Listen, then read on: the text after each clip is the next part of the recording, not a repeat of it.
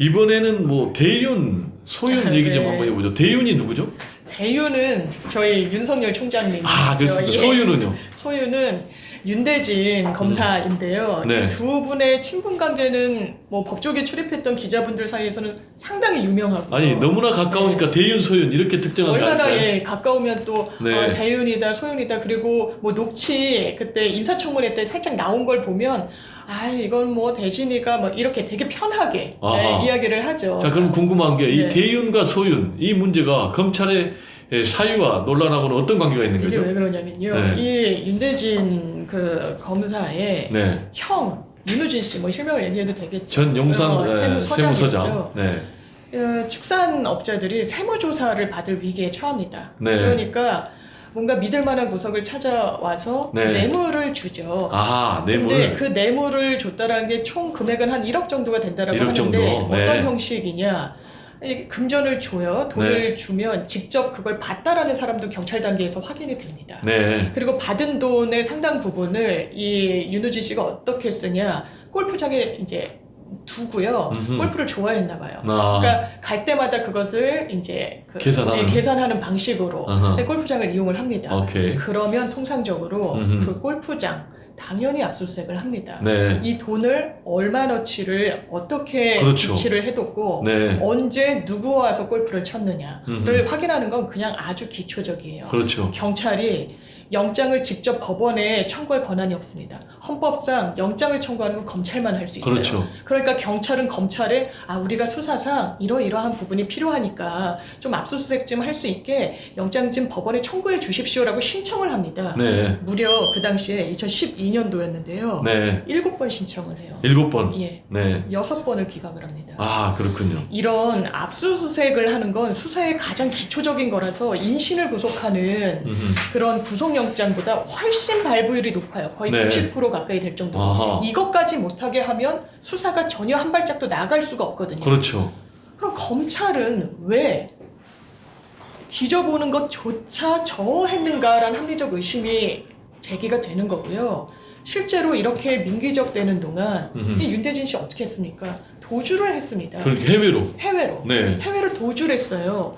그럼 그건 정말 치명적입니다. 기소도 중지가 됐죠. 그동안은 치어도 도가하지가 않습니다. 음흠. 나중에 인터폴로 잡아와요. 이걸 서울중앙지검 형사부에서 풀어줍니다. 아, 인터폴에 의해서 잡혀왔습니까? 네. 자기가 자진 귀국한 게 아니고. 자진 귀국하지도 않았어요. 아, 그렇군요. 도주 우려가 상당히 높다라고 판단받을 수밖에 없는 객관적인 지표를 이 사람은 갖고 있었던 겁니다. 네. 그런데 불기소를 해줍니다. 아, 그런데 기소를 또 안 했어요? 예, 불기소장을 본 검찰 출신들도 이거 왜 불기소를 했지? 경찰 수사한 게 너무 아까운데? 네. 라고 이야기를 해요. 아까 말씀드린 것처럼 돈을 준 걸 본 사람도 있었다는 거예요. 네. 자, 네. 보니까 이 윤우진 전 네. 용산 세무서장과 관련된 수사, 뭐 얼른 말씀만 들어도 봐주기 수사, 네. 검찰에 이런 게 느껴지는데 최근에 구속 기소가 됐잖아요. 됐죠. 그죠? 그러면은 생각할 때 왜 윤석열 전 검찰총장 시절에는 구속이 안 됐고 윤석열 전 검찰총장이 검찰에서 옷을 벗으니까 구속이 됐냐, 이런 좀 의심도 드는데요. 그래서 네. 이 부분과 관련해서는 윤석열이라는 어떤 상수를 빼고 이 수사가 이렇게까지 진행될 것이냐라는 의문을 제기하는 뭐 언론인들도 상당히 있어요. 네. 그리고 이 부분과 관련해서 이게 윤석열 후보가 직접 개입한 또 사건이지 않습니까? 그러니까 주변을 둘러싼 많은 의혹들이 지금 뭐 부인과 관련돼서 제기가 되면 네. 이거 뭐 결혼 전 얘기였다라고 네. 이야기를 하면서 그럼 이름 수긍되는 부분이 분명히 있습니다. 네. 결혼 전 사건을 어떻게 또 윤석열 후보가 알았겠느냐. 장모가 뭐 부정 수급을 했다? 이러면은 장모가 했던 걸 뭐 모를 수도 있지. 그렇죠. 사업하는데 이럴 수도 있지만 이거는 윤석열 후보가 검찰에 있을 때 본인의 최측근 형과 관련돼서 문제가 불거졌기 때문에 그런 거고. 직접 개입했다고 말씀하셨는데 직접. 어떤 부분에 직접 왜 개입했나요? 그러냐면요. 지금 새로 좀 드러나고 있는 퍼즐들이 좀 있는데 네. 그 중에 하나가 윤석열 후보가 이제 검찰총장 후보로 인사청문회를 할 당시에는 네. 그때 국민의힘 측의 화력이 속된 말로 장난 아니었죠. 그때는 국민의힘 측에서 공격하고 민주당 측에서 방어하는 공격했죠. 예. 그런 상황이었죠. 엄청나게 공격을 했는데 그 중에 하나가 네. 그 당시에 그 윤우진, 소윤이라는 그 윤대진의 형의 변호인을 누가 소개해줬느냐가 문제였어요. 네. 근데 윤석열 당시 이제 지명자는 아니다. 딱 잘라 얘기를 했어요. 내가 왜 변호사를 소개해주냐. 근데 딱 잘라. 관련 뭐 녹취록이 나왔죠. 근데 아니라고 했는데 바로 청문회장에서 뉴스타파가 취재한 녹취가 이게 틀어진 겁니다. 어떤 내용이죠? 거기 보면 이게 뭐 대진이 형이 뭐 문제 있잖아. 그거 관련해서 내가 땡땡땡을 좀 소개해줬어. 근데 땡땡땡한테 네가 직접 전화 한번 해봐라. 네. 전화 한번 그 형한테 해보고 안 받으면 문자를 남겨라. 이게 왜 문제가 되냐면요. 네. 변호사를 소개해주는 업무는 현직 검사가 해서는 안 됩니다. 네. 당연하게도 수사의 공정성 때문에 네. 변호사법 위반이 돼. 변호사법 위반. 위반이 네. 됩니다. 현행 법률의 위반으로 형사처벌까지 받을 수 있는 사안이니까 딱 잘라 아니라고 얘기했어요. 근데 완전 반대되는 녹취. 이제 국민의힘 측에서는 완전히 공세를 펼쳤죠. 네. 그랬더니 윤석열 후보가 최근까지도 견제했던 입장이 뭐냐. 네. 내가 뭐 그렇게 했을 수는 있어. 했지. 뭐 녹취가 나오니까 그걸 부인할 수는 없으니까요. 근데 변호사 선임도 안 됐어. 네. 실제 변론 활동도 안 했어. 이게 무슨 소개야. 네. 이게 뭐가 문제인데 한번 알아보라고 할 수는 있잖아. 그러면 그럴 수 있어요. 근데 변호사로 선임이 됐습니까? 선임이 됐다라는 지금 정황. 정황들이 나오고 있죠. 어떤 정황이죠? 어떤 정황이냐면 네. 이 사람이 지금 해외 도주했었다고 하지 않았습니까? 네. 해외 도주하니까 이게 세무조사 무마조로 돈을 네. 먹은 거기 때문에 세무당국에 난리가 난 거예요. 네. 국세청에서 이 인신을 빨리 막 확보하고 이러려고 네. 완전 뒤집어진 겁니다. 그럴 네. 때 그럼 연락을 누구한테 하느냐 이럴 네. 때 저희도 변호사 선임이 되면요 우리 의뢰인이 사라졌어. 네. 당연히 법원에서 검찰에서 그런 단계에 있을 때 사라지면 대리인한테 연락을 합니다. 변호사한테. 법률 대리인한테. 예, 법률 네. 대리인한테. 네. 그때 국세청이 누구한테 연락을 했느냐 라고 새로운 사실이 드러난 걸 봤더니 네. 그 당시에 윤석열 후보가 거론했던 그 변호사에게 국세청이 이 사람 지금 어딨냐, 지금 어디까지 연락이 됐냐, 어떤 상황이냐라고 공문을 보냈다는 거예요. 그게 보니까 근무 복귀 명령이더라고요. 네, 그런 명령. 그러니까 근무 중에 사표도 안 내고 해외로 이른바 갔기 튄 때문에. 거죠. 그렇죠. 그렇다면 네. 이것을 국세청이 변호사 했을 수도 있고 사건을 단순히 알아보는 단계에 선임되지 않은 변호사한테 보내지 않습니다. 그렇죠. 당연하게도. 네. 그렇다면 이건 선임계가 들어갔다라는 거예요. 이 사람이 피해자 신분이었고 네. 변호사 조력을 받아야 되는 그런 입장이었기 때문에 선임계를 넣는지 안 넣는지는 외부에서 알 수는 없지만 이런 여러 조각들을 맞춰봤을 때는 최소한 윤석열 후보를 연결고리로 해서 이 변호사분이 또 검찰 출신이었죠. 예, 윤석열 후보와 가까운 변론 활동을 공식적으로 했구나. 라고 볼 수 있는 거죠. 논리적으로 딱 맞아떨어지는데요. 그렇죠. 만약에 그 변호사가 변호사 선임계를 내지 않았다면 국세청에서 어떻게 알고 연락을 했겠습니까? 연락을 할 수도 없고요. 그렇죠. 그냥 뭐 선임계 안 낸 사람한테 공문을 보내지 않습니다. 그렇죠. 예, 당연히. 네, 그렇군요.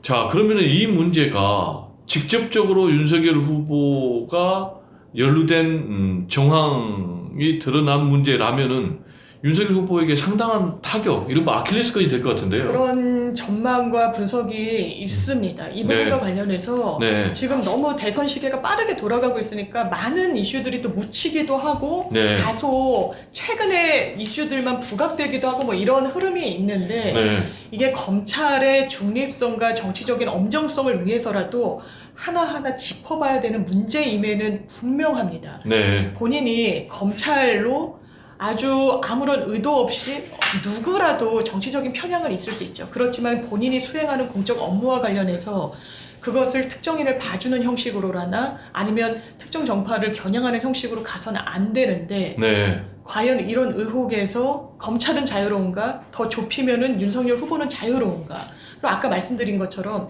윤석열 후보를 둘러싼 많은 의혹 중에 많은 부분이 실제로 가족, 그러니까 뭐 윤서방이 본부장 리스크 이러잖아요. 본인도 있지만 그렇죠, 부인과 본부장. 장모. 네. 그러니까 세 가지 중에 두 가지는 가족과 관련된데 결혼을 늦게 하다 보니까 윤석열 후보가 도이치모터스 그 당시에 몰랐을 수 있어요. 네. 몰랐을 수 있죠. 장모 요양병원을 설립하는데 어떻게 동업자들과 약속을 하고 약정을 받고 이익을 배분하기로 했는지 몰랐을 수 있어요. 네. 그렇지만 거기에 대해서도 해명해야 된다라고 저는 생각하지만 최소한 지금 이 거론되는 의혹, 본인 대윤 소윤이라고 하는 누구나 아는 최측근의 형과 관련해서 수사가 무마되고 인터폴로 잡혀왔어도 그냥 방면이 되고 누가 보더라도 이 사실상 무혐의를 준 불기소 이유서를 봤을 때 경찰이 확보한 증거가 아깝다고 할 정도의 수사를 뭔가 고의적으로 누그러뜨리려고 했던 그런 부분들. 네. 거기에 대해서는 최소한 본인이 해명해야 될 부분 여지가 남아있다는 생각이 듭니다. 네, 그렇군요. 그것도 뭐 지금 굉장히 문제들이 너무 많은데 네. 그 부산저축은행 네. 부실 수사 이것도 맞습니다. 상당히 심각한 문제 아닙니까? 이것도 문제가 상당히 있어요. 저는 네. 대장동 의혹 뭐 여야 가리지 않고 이재명 네. 후보도 문제가 있으면 검증대 올라야 되고 그렇죠. 이미 올라와 있고 네. 그러면 윤석열 후보도 관련성이 있다라면 해외명을 해야 됩니다. 이게 네. 어떤 사건이냐면 아시는 분들 많으시겠지만 2011년도에 네. 대검 중수부에서 부산 저축은행의 PF, 그러니까 네. 본인들이 법인을 세워서 막 부동산 투자를 엄청나게 합니다. 네. 이 서민들이 모아온 저축한 돈을 갖고 그리고 손실을 봐요. 네. 그래서 수사가 대대적으로 펼쳐지고 그 당시에 주인 검사가 윤석열 네. 검사였죠. 그렇죠. 그런데 그 당시에 어떤 범죄 단서가 인지가 되느냐. 부산저축은행 회장의 조카가 있습니다. 그렇죠. 그 조모 씨란 사람이 굉장히 큰 뒷돈을 받고 대출을 알선해줘요. 무려 대장동 민간개발 업체에 뭐 1,100억이 넘더라고. 1,100억을. 그리고 뭐 받은 뇌물이 뭐 한 10억 넘고요. 입니다. 네. 10억이에요. 그러면 이게 윤석열 후보의 해명은 그렇습니다. 그 당시에는 이런 대출건이 수사의 주류가 아니었어. 네. 수사의 주류는 이 PF와 관련돼서 뭔가 부적절하게 투자해서 손실을 안겨서 이 저축을 한 사람들한테 피해를 입힌 부분이 줄기였어라고 네. 하는데요. 일단 뭐 그렇다고 하더라도 그럼 그 조모 씨가 그 당시에 이건조차 안 됐기 때문에 그냥 참고인으로 조사만 받았는데 어떻게 했느냐. 변호사를 선임합니다. 네. 그때 선임한 변호사가 박영수 전 특검이에요. 지금도 박영수 전 특검입니까? 예, 대장동과 관련해서 끊임없이 나오고 최근에는 11억 원을 딸. 받아갔다는 딸이 네. 의혹이 또 추가로 제기된. 보통은요 본인이 이건조차 되지 않은 피의자가 아닌 참고인이면요 변호사 선임을 하지 않습니다. 네. 예, 변호사 그렇군요. 선임을 또 하는 게 이상한 신호를 줄 수 있다라고 약간 고민을 많이 해요 참고인들이. 그렇군요. 네, 참고인에도 피의자성인 참고인들이 있습니다. 그렇죠. 참고인이 수사를 받다가 이제부터는 피의자로 전환됩니다라고 고지를 받는 순간 또 피의자로 전환되기도 그렇죠. 합니다. 네. 그럼 이 사람은 과연 자기가 이거는 그냥 부실 무슨 투자와 관련된 거니까 나는 완전히 거리가 있어라고 인지했느냐? 그렇지 않았다는 거예요. 네. 아주 윤석열 후보와 가까운 변호사를 선임합니다. 이 변호사를 선임해 준 건 김만배 씨였습니다. 네. 그렇다면 이 수사 제대로 했느냐? 그러면 조모 씨가 나중에는 어떻게 처리가 되느냐? 다른 검찰청에서 수원지검에서 수사를 다시 했을 때 4년 네. 뒤였습니다. 이 사람 실형이 나옵니다. 그러니까. 예, 뒷돈을 받았다는 이유로 부실 대출에 관여하고 본인은 특혜를 받았다는 이유에서 네. 이것을 어떻게 해명할 것인지 그 당시에 왜 변호사까지 선임했던 사실상 피의자성 참고인을 수사하지 않은 이유에 대해서는 윤석열 후보는 뭐라고 이야기할 것인지. 그래서 윤석열 후보의 연희동 그 아버님 자택을 김만배 씨 누나가 사주기도 했잖아요. 그렇죠. 이건 상당히 확률적으로 너무너무 낮은 확률이에요. 네, 단순 확률이면 1000만분의 1인데요. 1000만분의 1. 정말 1조분의 1.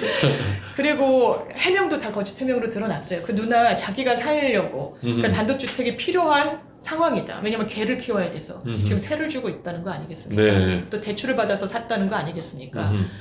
이 부분에 대해서 저를 포함한 많은 국민들이 궁금해하실 거라고 생각합니다. 네. 대장동과 관련해서 전 윤석열 후보가 TV토론에서 화력을 집중하는 이유 이해합니다. 네. 많은 분들께서 이재명 후보에 대한 부분도 궁금해하실 거예요. 다만 본인을 향한 의혹에 대해서는 그렇다면 차근차근 좀 국민 앞에 겸허하게 설명을 드리고 있는 것인지는 저는 그렇지는 않다고 생각합니다. 일단 윤석열 특수부 검사하면 뭐 명특수부 검사로 그렇죠. 이름이 뭐 알려져 있잖아요. 네.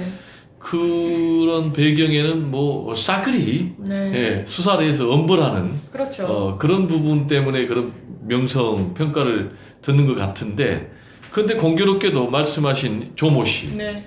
1,100억 이상의 불법 대출 해줘가지고 10억 이상을 받아가지고, 근데 윤석열 이 명특수부 검사가 할 때는 아무런 죄가 없는 것, 그리고 말씀하신 4년 뒤에는 유죄. 그러면 우리가 생각할 때 야 이거 봐주기 수사 아니야? 이런 생각이 드는 것 있죠. 같은데요. 왜냐면 제가 검찰에 같이 근무하셨던 분한테 윤석열 검사의 수사 스타일, 네. 본인도 같은 검찰 출신이지만 동의하기는 조금 어렵다는 취지로 말씀을 주시더라고요. 네. 그러니까 굉장히 그러니까 수사 성과를 내야 되니까 어쩔 수 없는 측면도 저는 분명히 있다고 생각합니다. 네. 이제 몰아칠 수밖에 없어요. 내가 네. 이 사람이 범죄자고 사회적으로 해악을 끼쳤다는 확신이 있는데 네. 검사가 그것을 그냥 뜨뜻미지근하게 내준다? 최소한 윤석열 검사는 그런 사람은 아니었어요. 네. 그런데 누가 봐도 제3자가 봐도 이거 범죄 혐의가 좀 있는데 라고 보여지는 사람, 그리고 1,000억 원대 대출이 일어났다는 사실은 금세 그냥 육안으로 확인되는 거 아니겠습니까? 네. 이게 어떻게 일어났는지에 대해서 조금만 들여봤다면, 본인의 수사 스타일과 그런 강골 검사의 이미지대로 수사를 진행했다면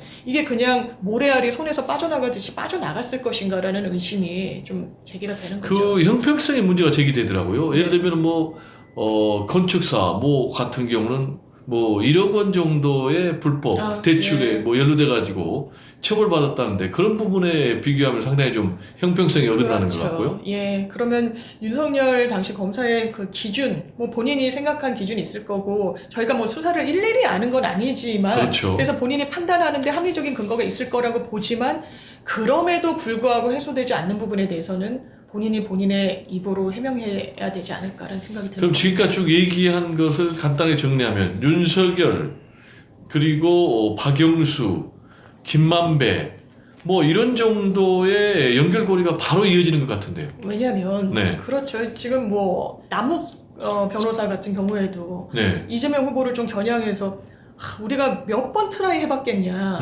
윤석열 후보가 또 있는 그 자리에서 이재명 후보도 TV 토론에서 이야기를 하던데 우리가 얼마나 많이 좀 시도를 해봤겠느냐. 뭔가 본인들이 사업에 유리하게 그 여지가 열리도록. 근데 침 하나 안 들어가더라고. 이런 취지로. 이런 취지로 얘기를 했죠. 씨알도 안 먹히더라. 이 얘기를 했다는 거죠. 네. 근데 녹취와 관련해서 이 정영학 회계사가 녹취했다는 그 녹취 부분에 김만배 씨가 이렇게 얘기를 하죠. 네.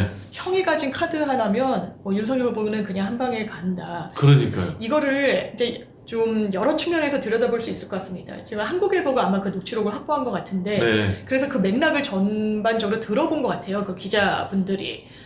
그런데 이게 좀 뜬금없이 나왔다는 거예요. 이게 앞뒤 맥락 없이 갑자기 형 윤석열은 형이 가진 카드 운운하는 게, 그렇다면 이게 되게 오랜 기간 녹취를 한 건데, 대화의 거의 전반을 다 녹취한 건데 네. 뜬금없이 나왔다는 건 그냥 자기가 과시하려고 그냥 아주 우발적으로 나왔다는 해석이 있을 수 있고, 네. 오히려 반대로 그냥 많은 얘기를 하던 중에 별 이 생각 없이 아주 자연스럽게 툭 던졌기 때문에 이게 평소에 김만배가 알고 있는 사실 내지는 생각을 그냥 자유롭게 던진 거라서 신빙성이 오히려 높다라고 보는 사람들도 있어요. 네. 또 하나는 이 녹취록을 검찰이 이 피고인들에게 안 넘겨주려고 했다는 겁니다. 네. 네, 그것도 문제가 되는데, 그렇다면 이유가 무엇인가? 네. 그 당시에 과거에는 그냥 변호인과 옥신각신 실랑이를 한다 이 정도만 나왔었지만, 아니 나중에 봤더니 거기 윤석열의 이름이 나온다?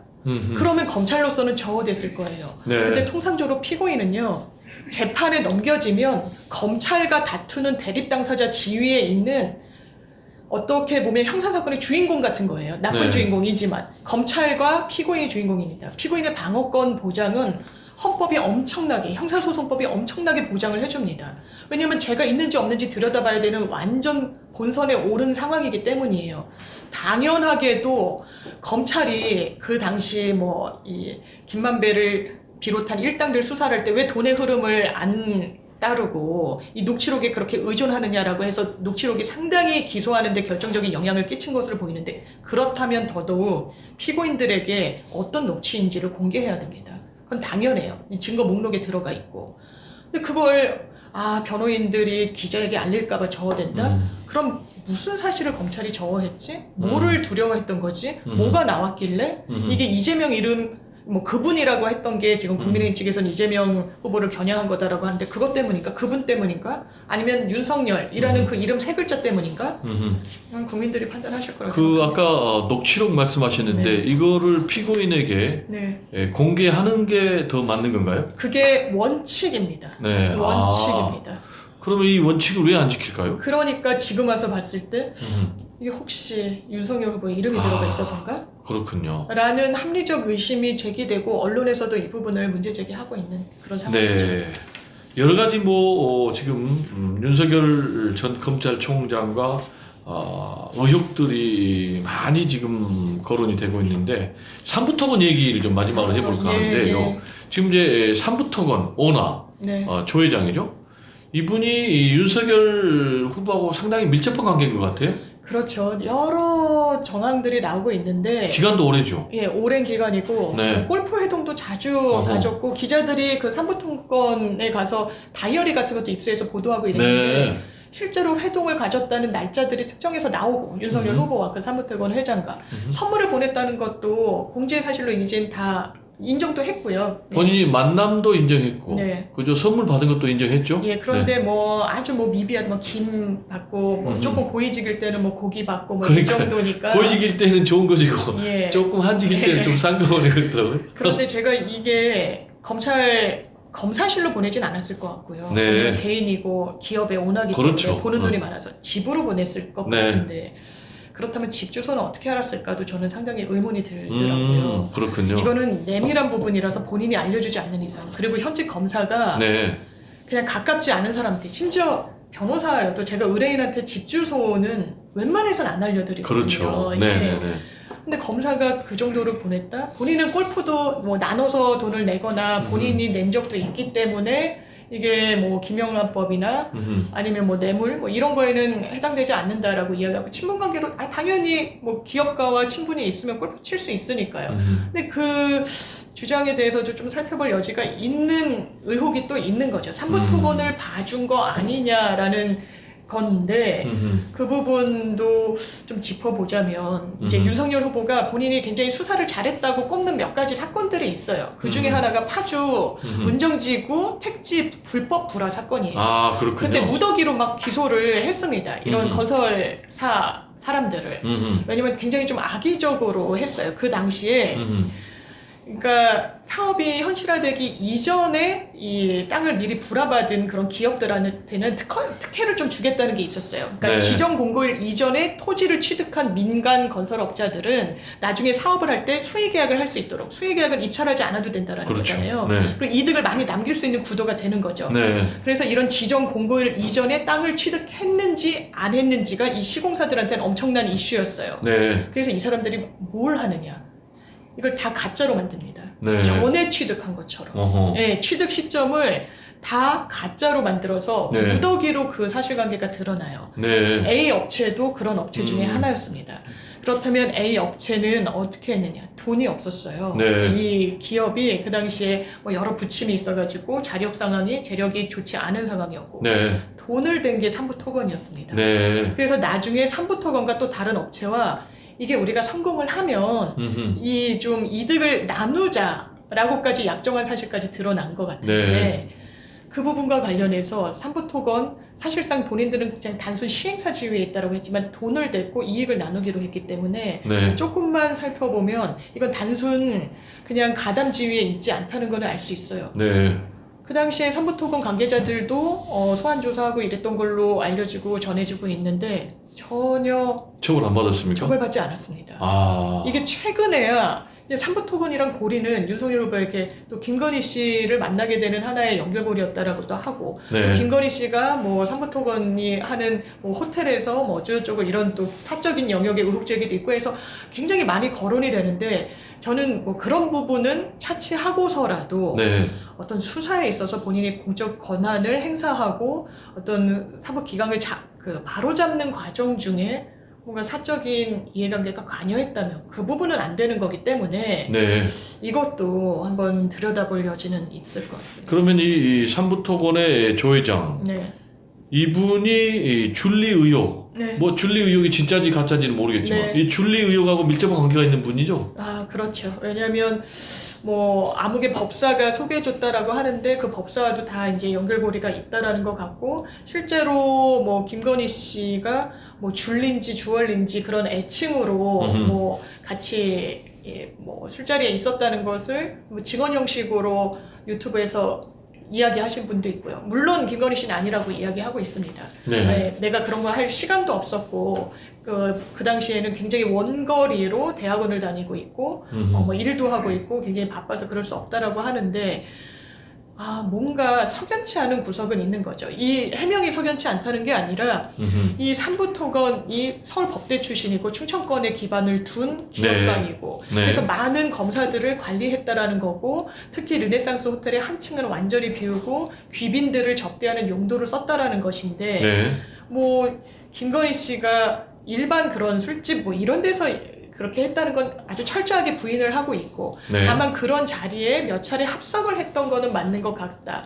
그리고 검사를 관리했다라는 여러 이런 정황 중에 뭐 선물 보내고 이런 부분에 있어서 윤석열 전 검찰총장도 완전히 자유롭지는 않다. 그렇다면 수사 특히 삼부토건과 관련한 부분이 연결고리가 없다라고 본인이 자신 있게 이야기할 것인가라는 의문이 남는 겁니다. 혹시 그 김건희 씨가 운영하는 이 코마라 콘텐츠 네. 거기에 이 삼부토건이 협찬을 한 적이 있습니까? 그런 적도 있다라는 거죠. 지금 그것도 수사가 진행 중인 게 있고 아닌 게 있는데요. 네.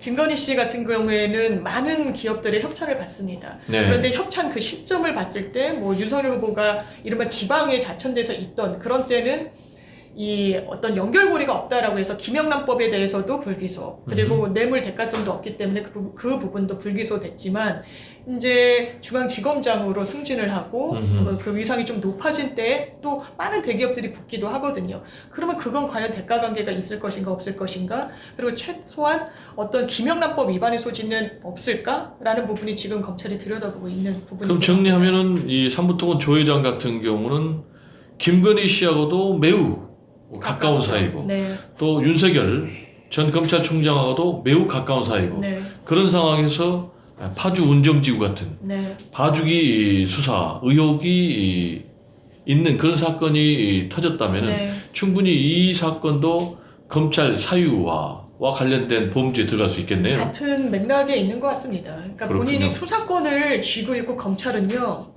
기소를 할 수 있는 게 다른 나라는 입법 체계를 달리하고 있긴 하지만 우리나라는 오로지 검사만 갖고 있어요. 네. 재판에 넘길지 안 넘길지. 재판에 안 넘기면요. 네. 판사가 아예 들여다보지를 못합니다. 네. 재판에 넘기더라도요. 공소장에 검사가 기재한 내용이 아니면 판단을 못하도록 돼 있습니다. 네. 판사가 이거 진짜 범죄 같은데라고 해도 거기에 대해서 판단을 내리면 안 돼요. 네. 공소장에 딱 제한을 받는 겁니다. 어마어마한 권력이라고 할 수 있습니다. 네. 권한이라고도 할 수 있고요. 그럼 검찰이 그것을 정말 내밀하게 봤을 때 본인이 한 점 부끄럼 없이 처리해야 됩니다. 공직에 있다면. 그게 싫으면 공직에서 나와야죠. 네. 네. 자, 너무나 긴 시간 아주 네. 자세히 좋은 말씀 감사드리고 이제 마무리 마지막 네. 질문 하나 드릴 텐데요.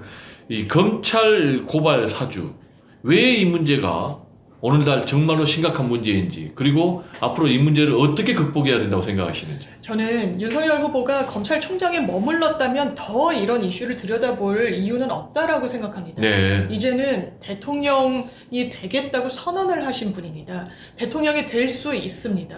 그렇다면 본인이 권한을 가셨을 때 이 부분을 어떻게 다루었는지에 대해서 국민들이 알아야 됩니다.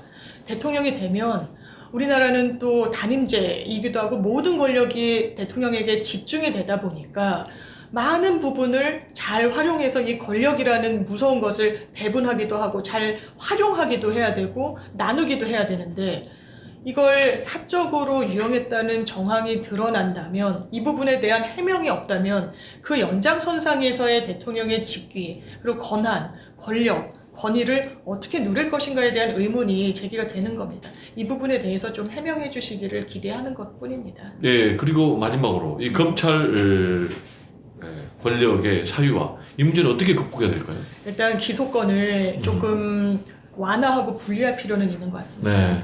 왜냐하면 기소 독점주의라는 거는 사실상 굉장히 많은 권한을 주는 부분이 있어서요. 참 많은 부작용들이 있고 뭐 김학의 씨 사건 같은 경우에도 기소를 안 해버리니까 법원도 못 들여봤던 거예요. 네. 그냥 자기네 검찰 고위직이 법무부 차관이 되고 하는 동안 검찰은 사실상 침묵했던 겁니다. 왜냐하면 다른 부분에서는 문제제기가 있었지만 법적으로 할 수 있는 기능 자체가 없습니다. 다른 단위에는. 그렇다면 이것을 오로지 검찰이 갖고 있는 것이 맞느냐. 그래서 공수처가 생겼지만 사실상 공수처가 아직까지는 제자리를 잘 못 찾고 있는 것 같아서 공수처 이외에도 이런 기소권을 좀 분리할 수 있는 또 영장 청구권도 이게 헌법에 있어서 바꾸기 상당히 어려울 테지만 뭔가 검찰의 권한을 좀 배분하는 형식으로 이게 좀 안착해야 되는 부분이 분명히 우리 사회의 숙제로는 남아있는 것 같습니다. 그리고 검찰의 제 식구 봐주기 이런 좀 틀에서 벗어나야 되는 거 아닙니까? 그렇죠. 근데 제가 또 이런 얘기를 들으면 검찰에 계셨던 분들은 그렇지만도 않다. 오히려 검찰이 문제가 되면 조직에 누가 될까봐 굉장히 선을 긋고 네. 뭔가 더 심하게 하는 경우들도 없지 않다라고 네. 이야기했는데 저는 그것도 진실일 거라고 생각해요. 그렇지만 또 그렇지 않다라고 제기되는 부분도 또 있는 것도 사실인 것 같습니다. 그렇기 때문에 공수처가 생긴 거고 검찰 내부의 검사의 비위나 어떤 위법 사실이 드러났을 때 제3의 기관에서 들여다보도록 기구를 만든 것은 전 당연히 가야 될 방향이라고 생각하고 덧붙여서 공수처가 제 기능을 못하는 데에는 이 인력 문제도 분명히 있습니다.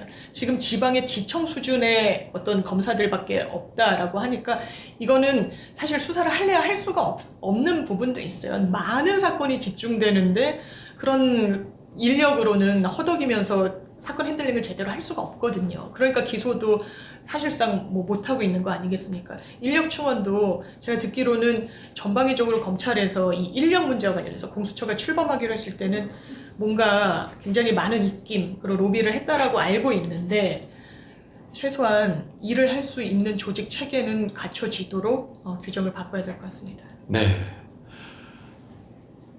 검찰의 사유화 문제가 대선의 한복판의 중요한 쟁점 가운데 하나가 되고 있는데요. 만약에 국가 권력이 사유물처럼 운영이 된다면은 과연 그 나라는 정상적인 나라일까요? 공정과 정의가 강물처럼 흐르는 나라일까요? 특히 검찰 권력이 사유물처럼 운영이 된다면 얼마나 많은 국민들이 불안에 떨어야 될까요? 오늘은 장윤미 변호사님을 모시고 검찰 사유화 문제에 대해서 집중 대담을 가져봤습니다. 배종의 파피풀 다음 시간에 다시 찾아뵙겠습니다. 감사합니다.